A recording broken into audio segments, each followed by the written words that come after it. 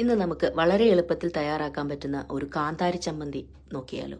അതിലേക്ക് ആദ്യമായിട്ട് ചുവന്നുള്ളി എടുക്കുക. ഞാനിവിടെ സവാളയാണ് എടുത്തിരിക്കുന്നത്. സവാളയും ചുവന്നുള്ളി ഉപയോഗിക്കാം, പക്ഷേ ചുവന്നുള്ളിക്കായിരിക്കും ഒന്നുകൂടെ ടേസ്റ്റ്. അതിനകത്തോട്ട് നമ്മൾ നല്ല എരിയുള്ള കാന്താരി ചേർക്കുക. ഇത് നമ്മുടെ വീട്ടിലുണ്ടായ കാന്താരിയാണ്. അതിൻ്റെ കൂട്ടത്തിൽ തന്നെ ഉപ്പും കൂടെ ആഡ് ചെയ്ത് ഇതിനെ നന്നായിട്ട് അരച്ചെടുക്കുക.